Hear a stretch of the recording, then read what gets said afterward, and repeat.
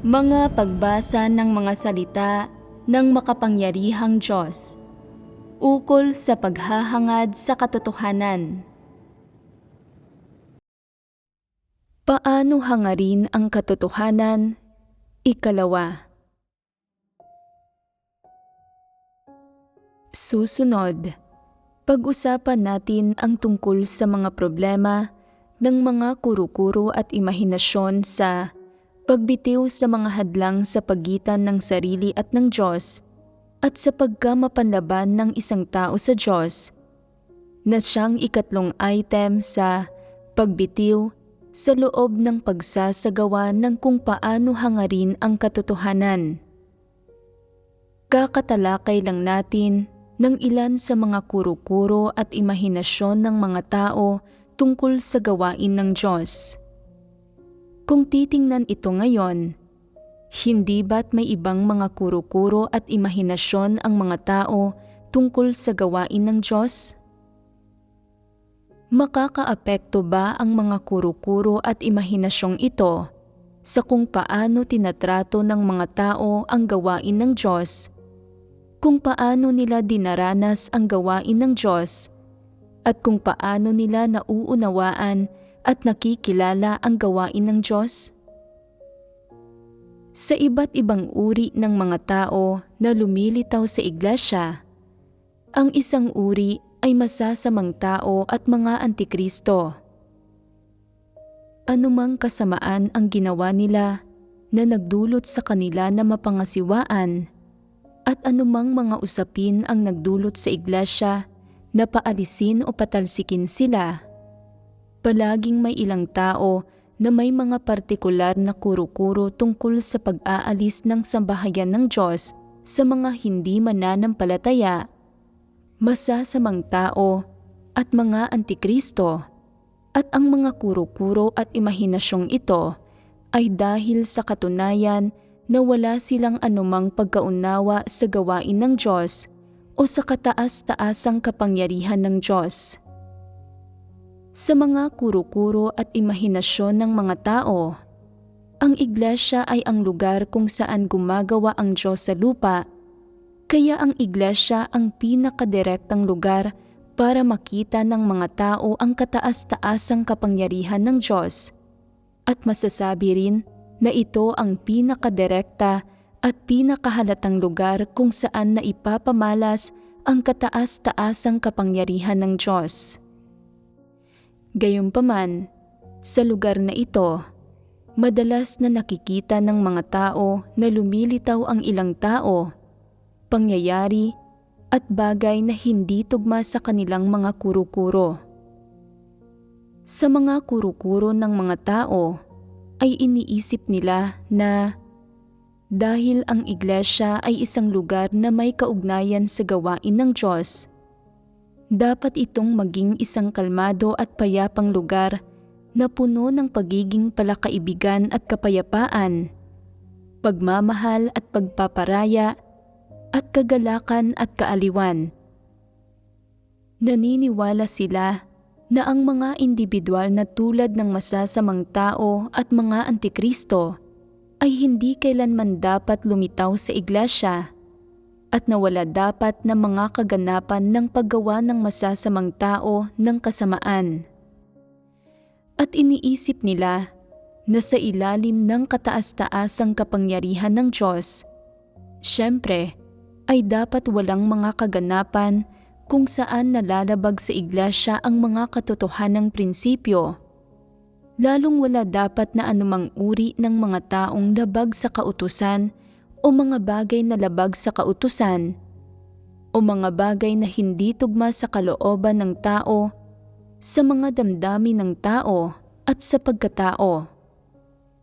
Naniniwala sila na ang lahat ng bagay ay dapat na payapa, tahimik, kaaya-aya, positibo, optimistiko, at nakapagbibigay sigla sa iglesia, at dapat ay walang anumang awayan o anumang kasuklam-suklam o mga pangit na bagay na nangyayari na hindi tugma sa mga pangangailangan ng pagkatao. Lahat ng ito ay mga kuro-kuro ng mga tao, Gayunpaman, ang mga katunayan ay hindi tugma sa mga kuro-kuro at imahinasyon ng mga tao. Anuman ang panahon o yugto ng gawain, sa iglesia, palaging may mga insidente na nagaganap kung saan ang ilang masamang tao at mga antikristo ay nanggugulo at nanggagambala sa gawain ng iglesia na nagdudulot sa ilang aspekto ng gawain ng sambahayan ng Diyos na masabotahe, na masira at magulo ang kaayusan ng gawain ng iglesia at iba pang gayong mga bagay. Kapag nangyayari ang ganitong mga bagay, nadarama ng mga tao na hindi ito lubos maisip at ang puso nila ay puno ng kawalan ng magagawa, hindi pagkaarok at pagkalito, at napapaisip sila, umiiral ba talaga ang Diyos? Paano nga ba may kataas-taasang kapangyarihan ang Diyos sa sangkatauhan at namamahala sa kanyang iglesia, namamahala sa kanyang sambahayan? Talaga bang inaalala ito ng Diyos mismo o hindi? Nasaan ang Diyos? Bakit kapag nangyayari ang mga bagay na ito na labag sa kautusan at kapag lumilitaw ang masasamang tao at nagdudulot sila ng kaguluhan, walang kumikilos para pigilan sila at hindi rin kumikilos ang Diyos para pigilan sila? Ano ba mismo ang nangyayari dito? Hindi ba't ang iglesia ang sambahayan ng Diyos? Hindi ba't iyong mga sumusunod sa Diyos ay ang kanyang hinirang na mga tao? Bakit hindi binabantayan o pinoprotektahan ng Diyos ang kanyang sambahayan? Bakit hindi pinoprotektahan ng Diyos ang kanyang hinirang na mga tao para makapamuhay sila ng payapa sa isang pugad, sa isang kanlungan? Ang mga pagdududang ito at ang hindi pagkaarok na ito na mayroon ang mga tao ay dulot ng iba't ibang kuro-kuro ng mga tao, hindi ba? Kaya, sa pangunahin, tungkol saan ang mga kuro-kurong ito?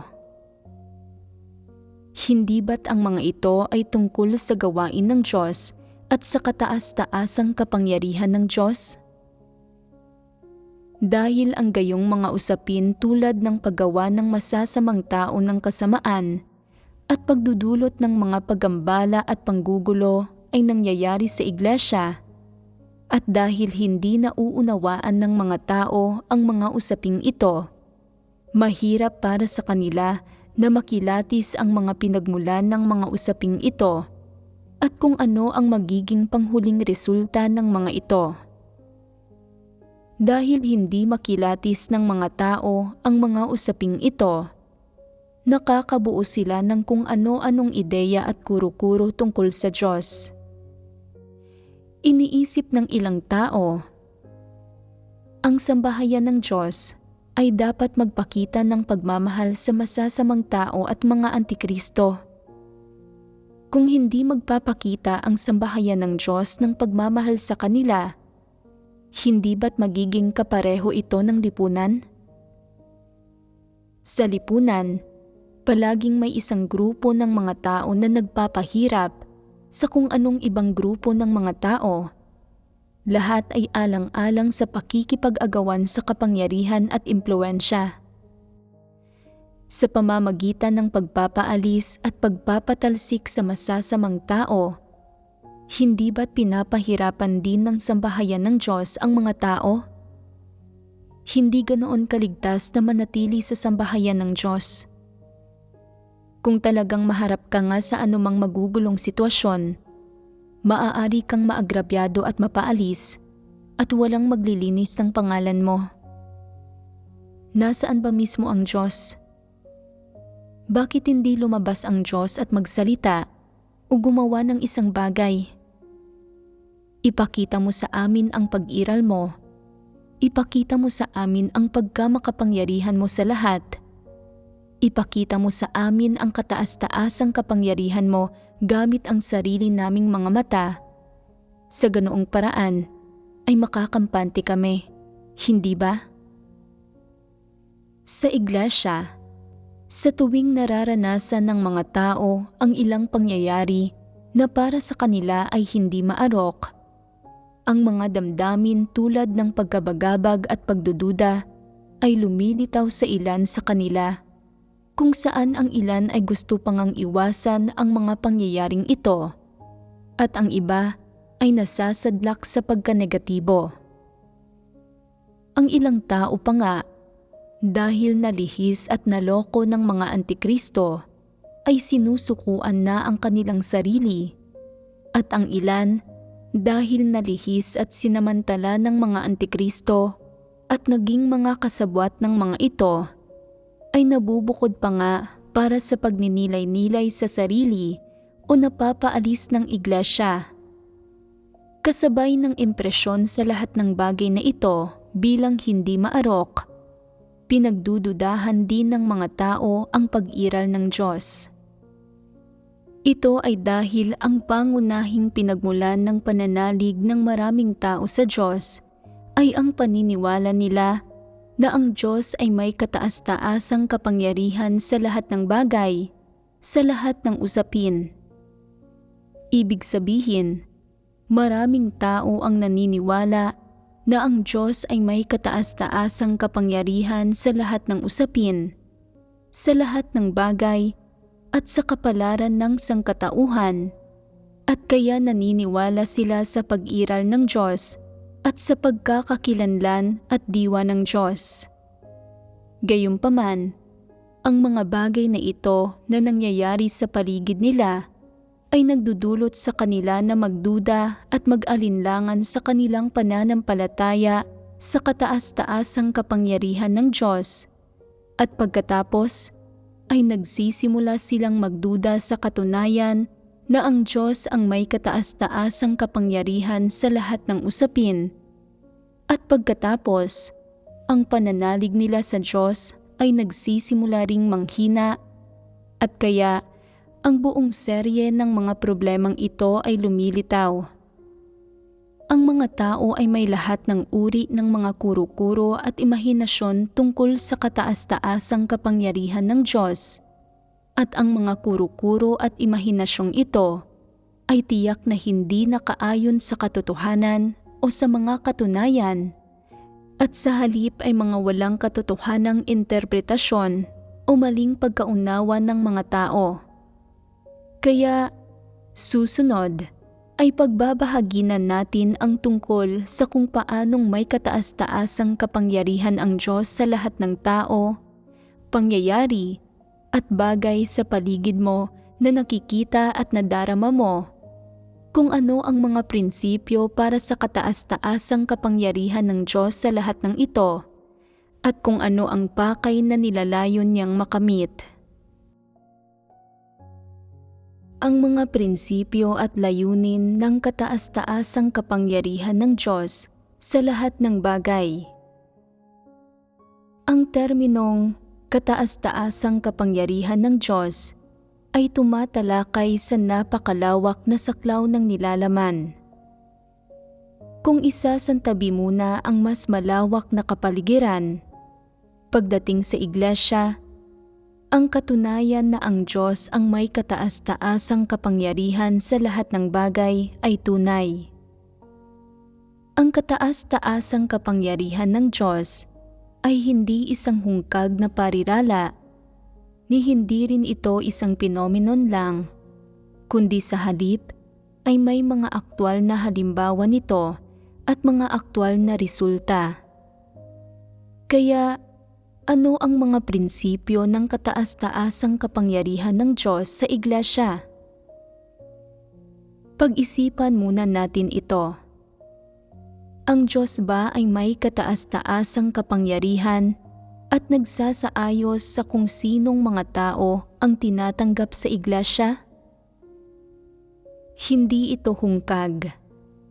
Kung sa aling mga tao darating ang ebanghelyo ng Diyos at ang mga salita ng Diyos, at kung sinong mga tao ang nagagawang tumanggap sa gawain ng Diyos, at kung sinong mga tao ang makakapasok sa iglesia, Ang lahat ng ito ay inorden ng Diyos.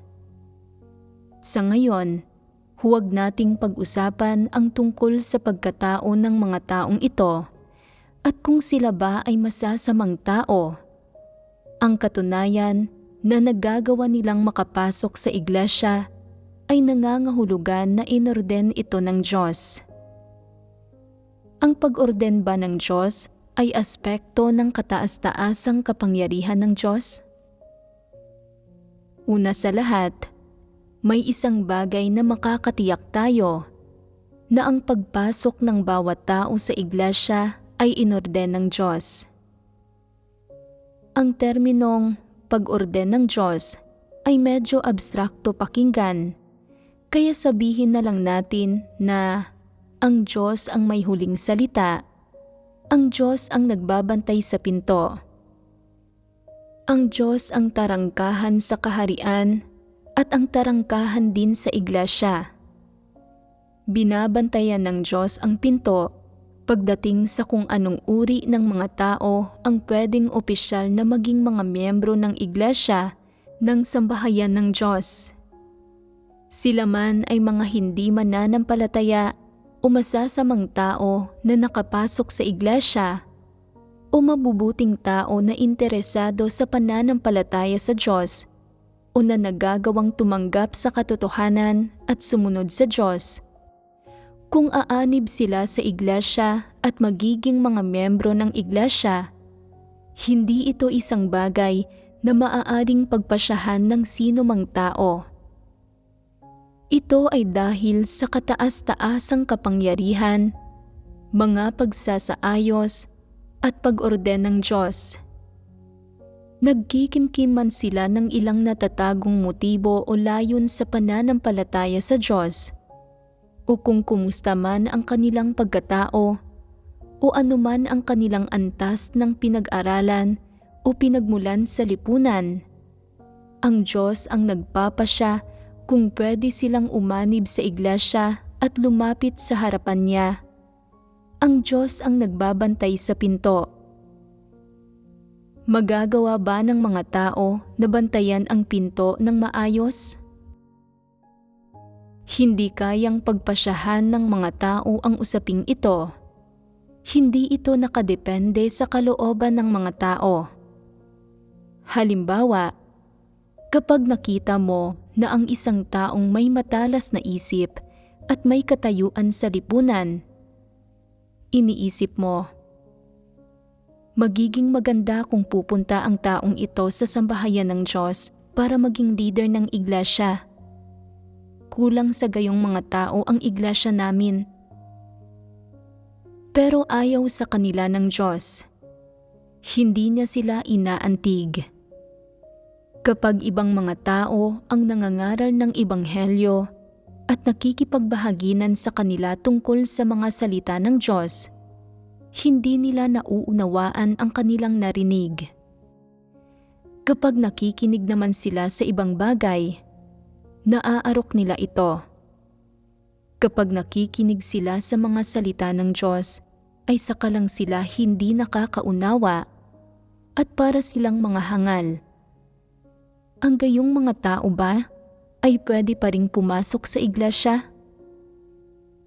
Bagamat interesado sila sa pagkakamit ng mga pagpapala, hindi nila magawang patahimikin ang puso nila at hindi sila mapakali kapag nakikinig sa mga salita ng Diyos at pagbabahaginan tungkol sa katotohanan. At pagkatapos makinig sa 2 o 3 sermon, tumitigil na sila sa pagpunta. Ang gayong mga tao ay walang tunay na pananalig, kaya magkakaroon ba ng anumang epekto ang iyong mabubuting layunin sa kanila? Magagawa mo ba silang dalhin sa iglesia? Hindi. Ang Diyos ang may huling salita roon. Sinasabi ng Diyos na ayaw niya sa gayong mga tao, at ito man ay para sa pagseserbisyo o paggampan sa kung anong papel. Ayaw niya sa kanila. Kaya kahit na nang may mabubuting intensyon, kaladkarin mo sila, magiging walang silbi ito at sa huli, kakailanganin pa rin nilang umalis. Imposible na maging mga miyembro sila ng iglesia. Kahit sino pa ang kumaladkad sa kanila, magiging walang silbi ito. Isa itong usapin na hindi pwedeng pagpasyahan ng mga tao. Ito ay inorden ng Diyos at binabantayan ng Diyos ang pinto. Ang ilang tao ay walang katayuan sa lipunan. Hindi sila mga importanteng personalidad at mayroon silang katamtamang kakayahan at hindi kapansin-pansin ang hitsura nila. Pero napakasimple nila at diretsahan at interesado sila sa mga usapin ng pananampalataya sa Diyos. Anumang mga paghihirap ang mayroon sila, hindi sila mahihiwalay sa Diyos at ang kasigasigan nila ay sukdulang matindi. Masaya ang mga kapatid na makita ang masigasig na enerhiyang ito at nalulugod din ang Diyos na makita ito. At sa katunayan, kaya sila labis na masigasig ay dahil inaantig sila ng Espiritu ng Diyos. Matapos nilang makapasok sa iglesia at makita na ang mga tao sa iglesia ay pawang mabubuting tao, kumakain at umiinom ng mga salita ng Diyos at nagbabahaginan tungkol sa katotohanan araw-araw. Napapalakas ng husto ang loob nila rito at nadarama nila na ito ang tamang landas ng buhay. Kaya nagsisimula silang mangaral ng ebanghelyo at gawin ang mga tungkulin nila at maging mga tagasunod ng Diyos. Sino ang nagpapasya na maaari silang manampalataya sa Diyos?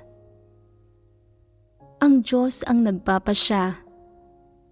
Maaari lang silang manampalataya sa Diyos dahil tinutulutan ng Diyos na makapasok sila sa iglesia. Kung ang Diyos ay hindi gumagawa at hindi sila inaantig, hindi nila magagawang manampalataya sa Diyos. At kung puwersahan silang dinala sa iglesia, kakailanganin nilang lumisan sa malaot madali. Ang mga tao ay walang pakultad sa loob ng kanilang mga likas na katangian para sa pagtanggap sa katotohanan. Ang katunayan na kaya nilang mahalin ang katotohanan at tanggapin ang katotohanan ay nagpapatunay na gumagawa ang Diyos sa kanila. Kung gumagawa ang Diyos sa kanila, maaari silang maging mga miyembro ng iglesia. Isa itong paunang kahingian para sa lahat ng uri ng mga tao na pumapasok sa iglesia. Ang paunang kahingian ay nagusto sila ng Diyos. Anumang papel ang ginagampanan nila sa iglesia, ano't anuman, binabantayan ng Diyos ang pinto sa kanyang sambahayan. Kung hindi niya sila tinutulutang pumasok, nasa labas sila ng pinto. Kung tinutulutan niya silang pumasok, nasa loob sila ng pinto. Sa makatwid, ang pagiging miyembro ng iglesia ay hindi gayon kasimpleng usapin. Pagdating sa kung anong mga partikular na prinsipyo ang nagsisilbi bilang batayan sa pagtanggap ng Diyos sa mga tao, ang Diyos, siyempre, ay may sarili niyang mga prinsipyo. Hindi tayo magbabahaginan tungkol sa kung anong uri ng tao ang gusto ng Diyos at kung anong uri ng tao ang ayaw niya. Napakakomplikado nito. Bakit ko sinasabing komplikado ito? Ang Diyos ay may plano para sa kung sino ang papasok sa iglesia, kung anong papel ang gagampanan niya sa kung anong panahon, at kung anong tungkulin ang gagawin niya o kung anong mahalagang gawain ang papasanin niya sa kung anong panahon at kung sa anong panahon siya aayon sa mga pangangailangan ng gawain ng sambahayan ng Diyos at sa mga pangangailangan sa mga tauhan nito. Ang Diyos ay nagsasaayos at nagkokontrol sa isang makroskopiko at pangkalahatang antas sa halip na kumilos lang sa kasalukuyang sandali. Isa itong napakakomplikadong usapin at hindi ito maipapaliwanag ng malinaw gamit lang ang ilang salita, kaya hindi na natin ito idedetalye. Sa madaling salita, kung makakapasok ba ang isang tao sa tarangkahan ng sambahayan ng Diyos, ay hindi pinagpapasyahan ng sinumang tao. Ang Diyos ang may kataas-taasang kapangyarihan dito at nagsasaayos nito. Pagkatapos makapasok sa sambahayan ng Diyos, ang lahat ng uri ng mga tao ay gumagawa ng lahat ng uri ng mga tungkulin, gumagampan ng lahat ng uri ng mga papel at tumatahak sa lahat ng uri ng mga landas. Ang lahat ng iba't ibang uri ng mga taong ito ay may lahat ng uri ng iba't ibang pagpapamalas, mabuti man o masama, positibo man o negatibo, aktibo man o pasibo. Ang lahat ng ito ay nasa ilalim ng kataas-taasang kapangyarihan at pamamahala ng Diyos. Ang kataas-taasang kapangyarihan ng Diyos ay nangangahulugan na ang lahat ng bagay ay nangyayari at nagaganap ayon sa natural nitong takbo sa ilalim ng kanyang pamamahala. Walang pangyayari ang nagaganap ng nagkataon lang, at ang mga pag-usad at pagbabago kung saan sumasailalim ang anumang pangyayari ay hindi inuumpisahan o tinutukoy ng sinumang tao. Ang Diyos ang may kataas-taasang kapangyarihan sa lahat ng ito. Siyempre, ang huling resulta at paglalarawan ng katangian ng anumang pangyayari ay nakabatay rin sa diwa ng uri ng pangyayaring iyon at sa diwa ng uri ng mga taong nasasangkot dito, at ang batayan sa paglalarawan ng katangian ng pangyayari ay ganap na ang mga salita ng Diyos at ang mga hinihinging prinsipyo ng Diyos. Walang uri ng pangyayari ang nagaganap ng nagkataon lang, at ang huling resulta ng anumang uri ng pangyayari ay hindi pinagpapasyahan ng mga tao.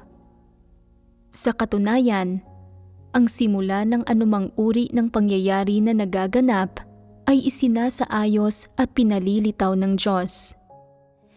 Kapag pinalilitaw ng Diyos ang anumang uri ng pangyayari, isinasaayos niya ang isang uri ng tao na kumilos dito, at ang uri ng taong iyon ay maaaring gumampan sa papel ng isang tagapagserbisyo o isang hambingan, maaari siyang gumampan ng isang negatibong papel, o maaari siyang gumampan ng isang positibong papel. Pero anumang papel ang gampanan niya, ang simula ng lahat ng bagay na ito ay isinasaayos ng Diyos. May dalawang paliwanag sa pagsasaayos ng Diyos sa aspektong ito. Ang isang paliwanag ay na personal na gumagawa ang Diyos ng ilang positibong pagsasaayos at nagbibigay ng ilang positibong patnubay at pangangasiwa, at pinapasimulan niya sa ilang positibong tao ang isang pangyayari. Ito ay isang paliwanag sa mga pagsasaayos ng Diyos. Ang isa pang paliwanag ay na nagpapapunta at nagpapadala ang Diyos ng isang uri ng espiritu para gumawa ng mga partikular na bagay. Ang mga bagay na ito ay negatibo at buktot sa mga mata ng tao, at kaya ang mga negatibo at buktot na karakter na ito ay tiyak na mga negatibong tao. Ibig sabihin, ang mga uri ng mga tao na inoorden ng Diyos mula sa umpisa na pumasok sa kanyang sambahayan bilang mga hambingan at mga negatibong material sa pagtuturo. Pinapagampan sa kanila ng Diyos ang mga papel na ito dahil sa kalikasang diwa na mayroon sila. Ang mga ito lang ang mga papel na maaari nilang gampanan, at hinahayaan niya sila na gumanap hanggat gusto nila at nagawin ang nararapat nilang gawin bilang mga hambingan hanggat gusto nila. Sa buong proseso, Ito man ay ang mga pagpapamalas ng mga positibong tao o ng mga negatibong tao. Ang prinsipyo ng Diyos sa pagharap at pangangasiwa sa lahat ng usaping ito ay ang hayaan ang natural na takbo ng mga ito. Sa pagtingin at pagharap sa mga usaping ito, ang mga positibong tao ay may ilang positibong pananaw at ilang pananaw na nakaayon sa pagkatao at sa pamantayan ng konsensya.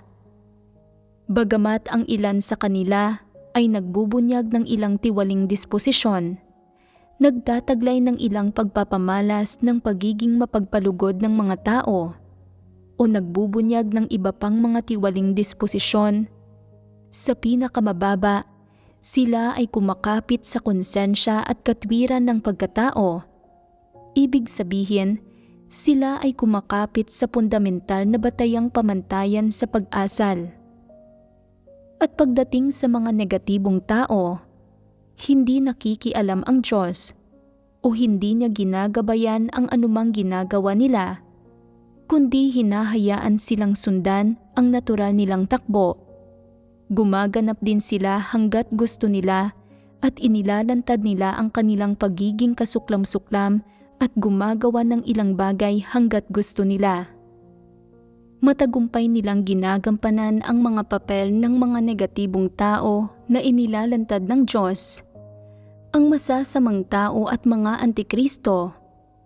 Binibigyang kakayahan ang iba na makita ng malinaw sa tunay na buhay kung anong uri ng mga tao ang mga dyablo, kung anong uri ng mga tao ang masasamang tao, at kung anong uri ng mga tao ang mga antikristo, at kung ano mismo ang kasuklam-suklam na hitsura ng mga antikristo, masasamang tao, mga satanas, at mga dyablo na inilalantad ng Diyos. Kung ang mga negatibong tao na ito ay hindi ginamit bilang mga buhay na materyal sa pagtuturo sa tunay na buhay, sa iyong isipan, ang mga dyablo at mga satanas ay hindi magiging konkreto magpakailanman at magiging isang haka-haka o isang larawan lang magpakailanman. Pero ngayon ay nasa harap mismo ng iyong mga mata ang mga buhay na halimbawang ito at ang mga dyablong ito na nakasuot ng balat ng tao ay namumuhay ng totoong-totoo sa harap mismo ng iyong mga mata. At ang kanilang pananalita at pag-asal, ang kanilang bawat salita at kilos, ang mga ekspresyon ng kanilang mukha, at maging ang tono ng kanilang boses, ay pawang lumilitaw ng totoong-totoo sa buhay mo, sa mismong harapan mo, at tumatatak sa isipan mo. Hindi ito isang masamang bagay para sa iyo. Ang ganitong uri ng bagay ay paulit-ulit na nangyayari sa iglesia.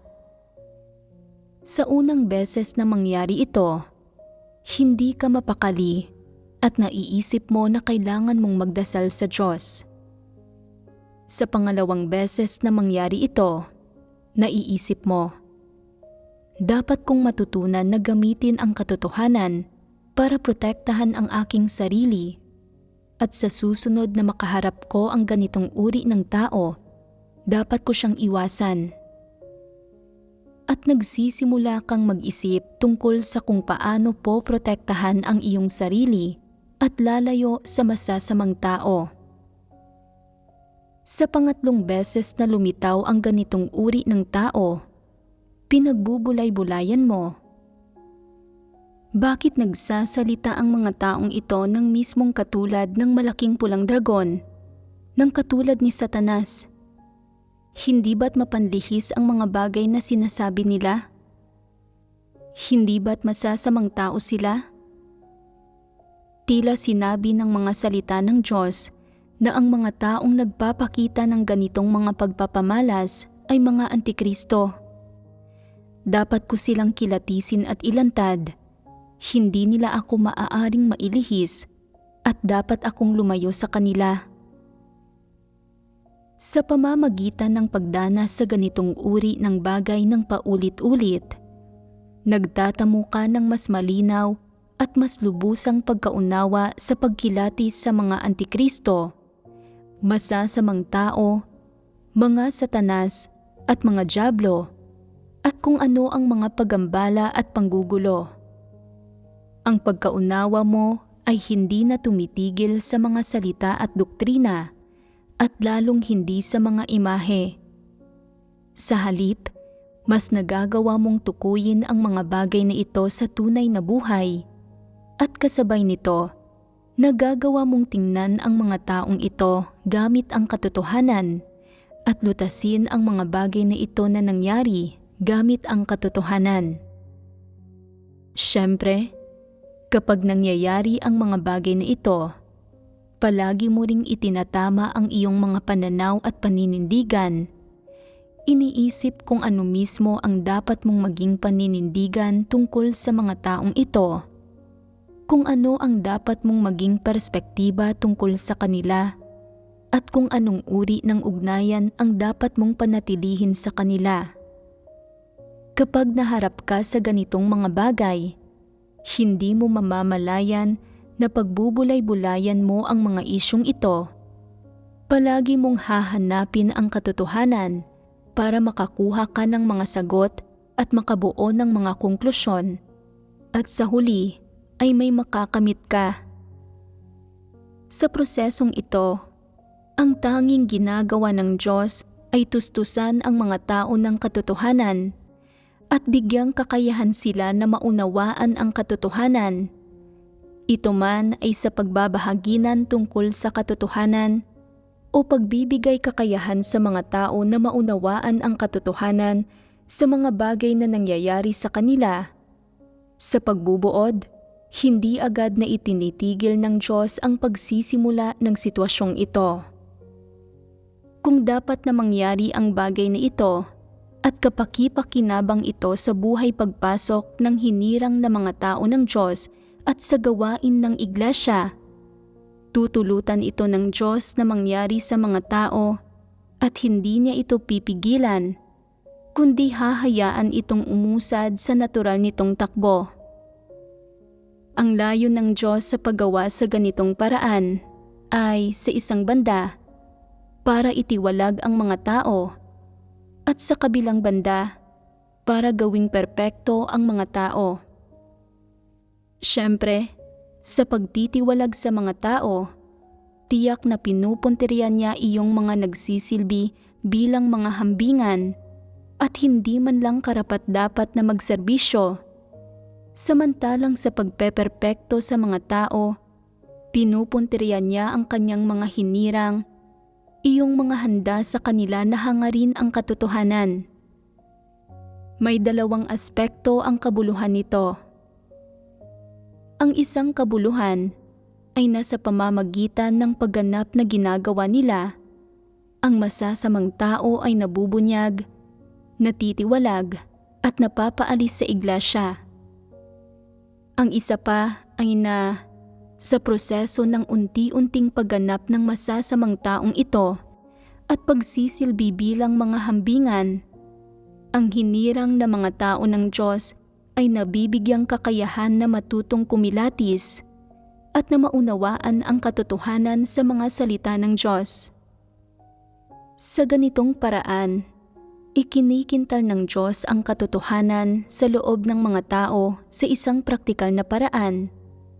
Ibig sabihin, tinutulutan ng Diyos ang lahat ng iba't ibang pagpapamalas ng buktot na diwa ng lahat ng uri ng masasamang tao, mga antikristo, mga satanas, at mga dyablo na inilalantad niya para maipakita sa tunay na buhay ng mga tao at binibigyang kakayahan nito ang mga tao na magkaroon ng malinaw na pagkaunawa at kaalaman sa iba't ibang uri ng mga buktot, kasuklam-suklam at negatibong tao, pangyayari at bagay.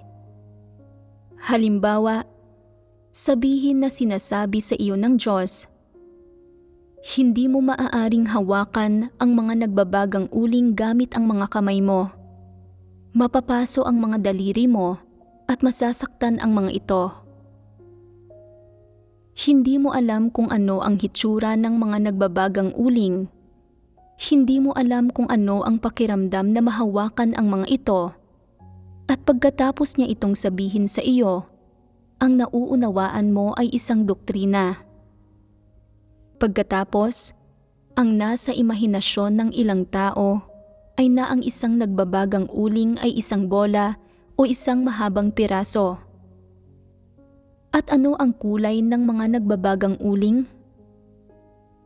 Ano ang pakiramdam kapag hinawakan ang mga ito? Ano ang pakiramdam ng sakit kapag hinawakan ang mga ito? Hindi mo alam. Ang impresyon mo sa mga nagbabagang uling ay isa lang larawan ng nagagawang buuin ng isipan mo sa iyong imahinasyon at hindi ito kailanman magkakaroon ng anumang kaugnayan sa tunay na bagay. Kaya, isang araw, kapag naglabas ang Diyos ng isang tray ng mga nagbabagang uling at inilagay ito sa iyong harapan, hindi mo makikilala ang mga ito at madarama mo lang na tila napakainit ng mga ito. Maingat mong ilalapit ang kamay mo sa mga ito para makita kung mas maiinitan ba ang iyong mga daliri kapag hinawakan mo ang mga ito. Sinasabi ng Diyos, maaari mo itong subukan, pero huwag mo itong hawakan ng masyadong matagal, kung hindi ay mapapaso ang iyong balat. Ang ilang tao ay hangal. Inuunat nila ang lahat ng 5 daliri at sinusunggaban ang isang uling, at ang buong kamay nila ay napapaso at nagkakapaltos. Ang iba ay matalino at maingat. Inaabot lang nila ang isang daliri at bahagyang hinihipo ang isang uling at agad na umaatras ng wala pang 1 segundo. Sinasabing, "Aray, masyado itong mainit. Talagang nakakapaso ito."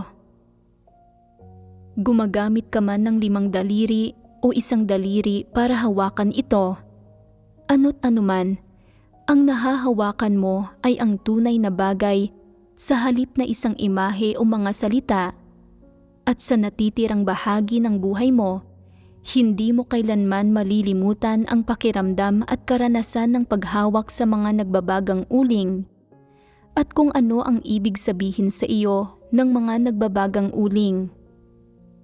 Kapag nakakita kang muli ng mga nagbabagang uling, sasabihin mo sa iba, maaari mong gamitin ang mga ito para makapagpainit ka at para makapagpatuyo ng mga damit at makapagtusta ng mga tinapay, pero hindi mo kailanman dapat hawakan ang mga ito gamit ang iyong mga kamay. Mapapaso at magkakapaltos ka kung hahawakan mo ang mga ito. Maaaring sabihin ng mga tao, ano naman ang mangyayari kung mapapaso at magkakapaltos ako? At sasagot ka, sa pinakamababa, hindi mo magagawang hawakan ang mga bagay gamit ang iyong mga kamay at hindi rin magiging madali para sa iyo na kumain at lalong hindi magiging madali para sa iyo na gumawa ng pisikal na gawain. Ito ay pagsasalita batay sa karanasan, hindi ba?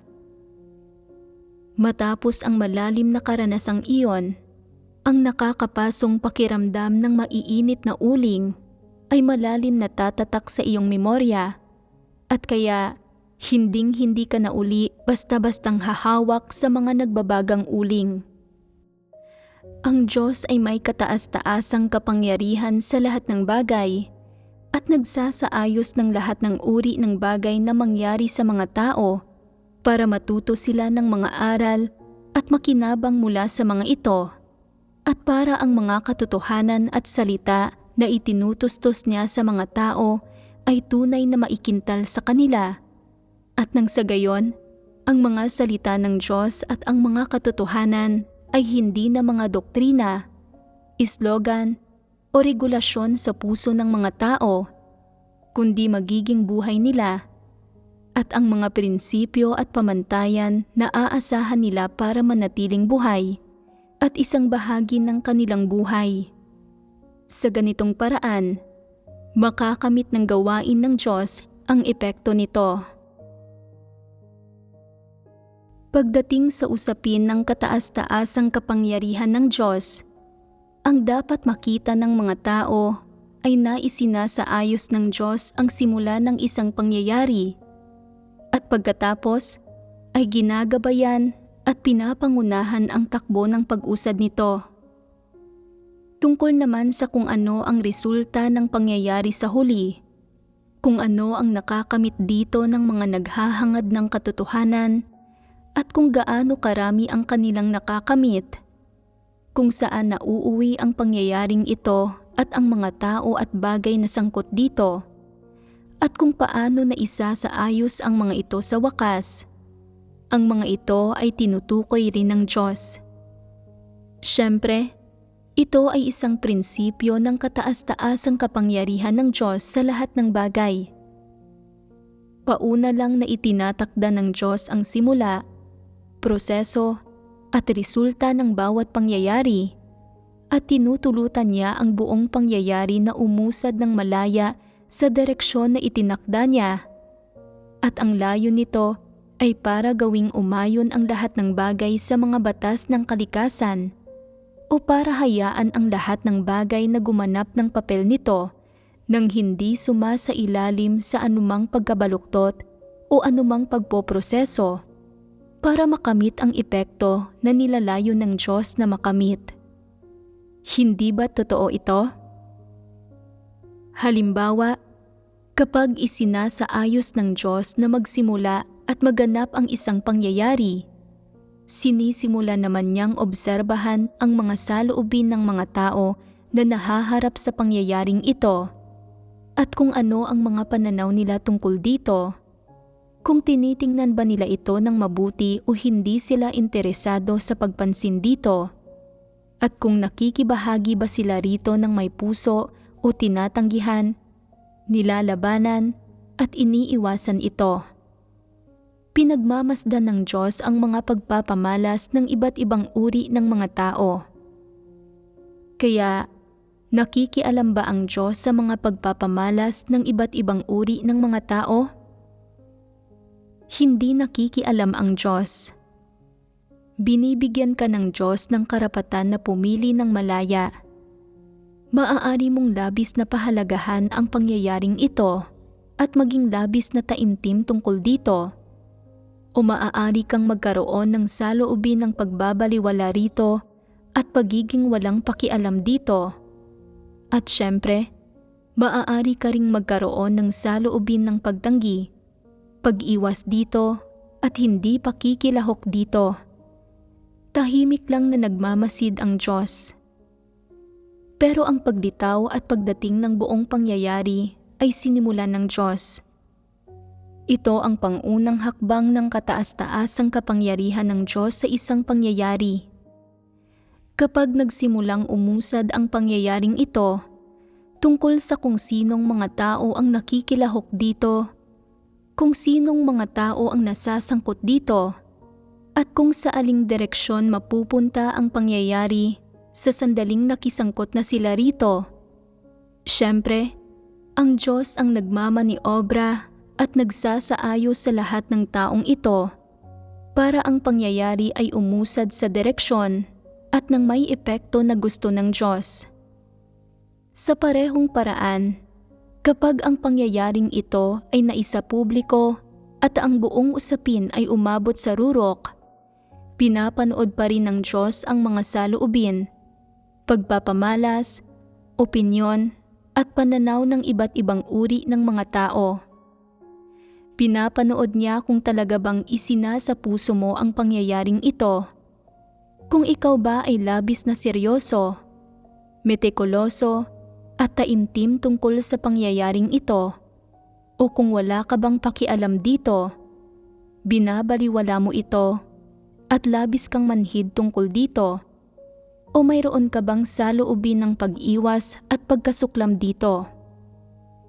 Nanonood siya para makita kung ikaw ba ay isang taong nagmamahal sa katotohanan at kung ikaw ba ay isang taong taimtim pagdating sa mga salita ng Diyos, sa mga hinihingi ng Diyos at sa katotohanan.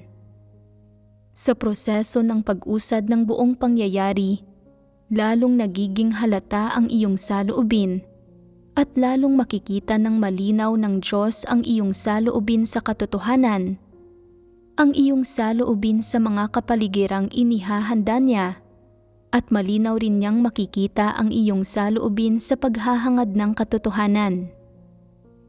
Kapag umusad ang buong pangyayari hanggang sa katapusan nito at nagkaroon na ng di maiiwasang resulta nito, pinapanood pa rin ng Diyos kung ano ang nakamit mo mula sa buong pangyayari, kung ano ang iniisip mo sa iyong isipan, at kung ano ang iyong kinakalkula. Tinitingnan niya kung nakatutok ka lang ba sa pagkamit ng karanasan at pagkuha ng mga aral mula sa pangyayaring ito para protektahan ang sarili mo, pagiging isang mapagpalugod ng mga tao, o kung ginagawa mo ba ang mga bagay ayon sa mga katotohanang prinsipyo at hindi ka na naguguluhan tulad ng dati. Titingnan din ng Diyos kung ano ang iyong saloobin sa pangyayaring ito, kung nananatili ka bang tahimik at hindi nagpapahayag ng anumang mga pananaw, dumidistansya mula sa anumang bagay na hindi personal na nakakaapekto sa iyo, o kung kapag nahaharap ka sa pangyayaring ito ay hindi ka lang walang dalisay na pag-aarok, kundi lalo pang lumala ang iyong mga maling pagkaunawa at mga reklamo tungkol sa Diyos, at nagkaroon ka pa ng mas maraming kuro-kuro at imahinasyon tungkol sa Kanya, hanggang sa punto pa nga na gusto mo nang iwasan ito. Ang iba't ibang uri ng mga tao ay may iba't ibang kaisipan at pananaw kapag ang lahat ng uri ng mga pangyayari ay nagaganap at pinagmamasdan at itinatala ng Diyos ang lahat ng ito. Sa anumang taon, sa anumang araw, at sa anumang oras, minuto o segundo, ang iyong iniisip, sinasabi, kinakalkula, pinaplano, kung anong aspekto ng mga katotohanan ang nauunawaan mo, kung ano ang iyong saloobin kapag nakikipagbahaginan ang isang tao tungkol sa kung anong aspekto ng katotohanan. Kung nilalabanan mo ba ito at tutol ka rito at ayaw mong makinig dito, o pinaplano mo ang pagtakas mo, sinisiyasat ng Diyos ang lahat ng bagay na ito.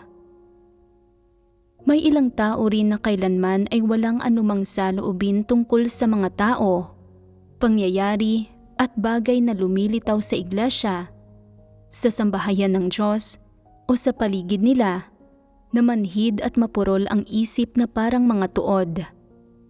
Mahigpit lang silang kumakapit sa sarili nilang mga pananaw.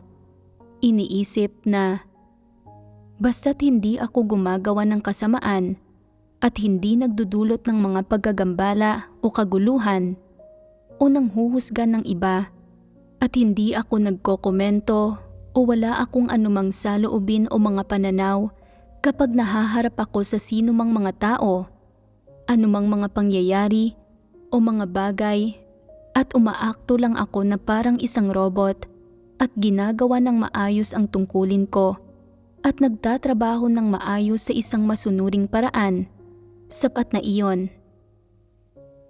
Ito rin ay isang uri ng kaisipan at pananaw. Siyempre, pagmamasdan at itatala rin ng Diyos ang ganitong uri ng kaisipan at pananaw. Ang layunin sa likod ng kataas-taasang kapangyarihan ng Diyos sa lahat ng bagay at pangyayari, at sa bawat partikular na bagay na nangyayari sa paligid ng mga tao, ay ang maghanda ng mga kapaligiran para sa mga tao at tustusan sila ng mga buhay na material sa pagtuturo. Para sa harap ng lahat ng uri ng mga bagay, ang iba't ibang uri ng mga tao ay ipapakita ang kanilang pinakatunay na bahagi at ipapakita ang kanilang mga pinakatunay na kaisipan at pananaw, at ang kanilang pinakatunay na saloobin sa Diyos at sa katotohanan. Ang mga saloobin na ito na mayroon ang mga tao ay ganap na naipapamala sa isang kalagayan ng kalayaan at paglaya.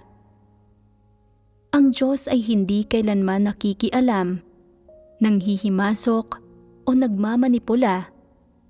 Tinutulutan lang niya ang iba't ibang uri ng mga tao na ipahayag ang kanilang mga kaisipan, pananaw at saloobin hanggat gusto nila at ayon sa natural na takbo ng mga ito, at sa huli ay ibinubunyag at tinatrato ang iba't ibang uri ng mga tao ayon sa kanilang mga pagpapamalas.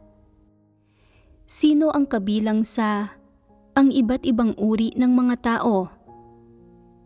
Anong mga pagsasaayos ang ginagawa ng Diyos para sa iba't ibang uri ng mga tao? Binibigyang kakayahan ng Diyos iyong mga nagmamahal sa katotohanan na makamit ang katotohanan. Binibigyang kakayahan niya iyong mga hindi interesado sa katotohanan pero handang magtrabaho para mapanatag na gawin iyon. Tungkol naman sa mga nasusuklam at tutol sa katotohanan, ibinubunyag niya ang kanilang saloobin ng pagiging tutol sa katotohanan. Pero kung magagawa nilang mapanatag para magserbisyo o kung nababagay sila para sa pagseserbisyo, pipiliin ng Diyos ang mga mas mainam na ito at bibigyang karapatan ang mga ito na magserbisyo. Samantala, kung sila ay hindi nababagay para sa pagseserbisyo o sila ay tutol sa katotohanan hanggang sa punto na maaari silang magdulot ng mga paggagambala at kaguluhan, papaalisin sila ng Diyos kapag tama ang panahon at pagkakataon. Ang lahat ng gawaing ito na ginagawa ng Diyos ay hindi tugma sa mga kuro-kuro ng mga tao, hindi ba?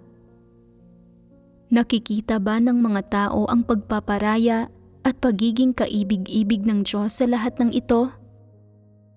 Sa mga bagay na ito, makikita natin na sa pamamagitan ng praktikal na gawaing ito, inaakay ng Diyos ang mga tao na dumanas at sa likod ng lahat ng gawaing ito ay ang pagmamahal ng Diyos para sa tao. Sa loob ng gawaing ito ay ang mga masisidhing layunin ng Diyos, ang karunungan ng kanyang gawain, at ang kanyang responsabling saloobin sa mga taong nilalayon niyang iligtas. May isa pang aspekto. Iyon ay na ang mga pag-aari ng Diyos at ang kanyang pagiging Diyos ay hindi mga bagay na mayroon ang mga tao. Ang Diyos ay labis na metikuloso at taimtim sa lahat ng bagay na ginagawa niya at hindi kailanman pabasta-basta. Sa partikular, pagdating sa usapin ng pagkakamit ng mga tao sa katotohanan, labis siyang metikuloso at taimtim. Para panagutan ang buhay ng mga tao at ang mga kalalabasan ng mga tao, dapat kumilos ang Diyos ng ganito.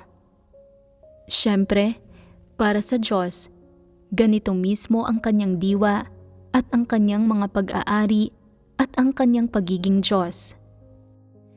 Anuman ang iyong saloobin sa iyong buhay at sa iyong kalalabasan at hantungan, ito man ay isang seryoso at metikulosong saloobin o isang pabasta-bastang saloobin, ano't anuman, para sa Diyos, dahil pinili Kanya at dahil tinutustusan Kanya ng katotohanan at gusto Kanyang iligtas, ganap niyang aarukin ang iyong bawat salita at kilos at ang iyong mga saloobin sa lahat ng bagay at tutukuyin niya sa huli ang iyong kalalabasan batay sa lahat ng iyong saloobin.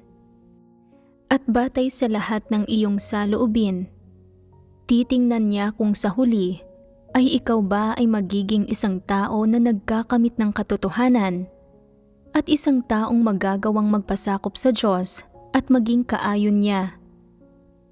Maaaring hindi ka kailanman naging taimtim tungkol sa usapin ng pagliligtas ng Diyos sa mga tao. Hindi mo pa ito kailanman pinagbulay-bulayan ng mabuti. at hindi mo alam kung paano inililigtas ng Diyos ang mga tao. Gayunpaman, bilang ang lumikha na may kataas-taasang kapangyarihan sa lahat ng nilikhang tao, hindi siya naguguluhan at nalilito katulad ng mga tao. Ginagawa niya ang gawain ng pagliligtas sa sangkatauhan sa isang seryosong paraan. Nilikha ka niya at pinili ka niya.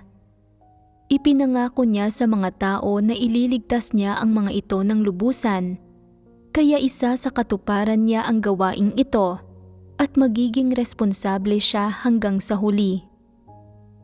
Sa makatuwid, may mga tunay na pagpapamalas at aktwal na nilalaman ng gawain sa pagsasakatuparan ng Diyos sa kanyang gawain at pag-ako ng responsibilidad hanggang sa huli. Ganito gumagawa ang Diyos at ito ang kanyang sinsero at taimtim na saloobin. Hindi magiging pabasta-basta ang Diyos sa iyo o hindi ka lolokohin gamit ang kung anong slogan, at ang gawain ng Diyos, sa partikular, ay mas mainam na sumasalamin sa tunay na halagang ibinabayad ng Diyos para iligtas ang mga tao at sa kanyang responsableng saloobin sa mga tao.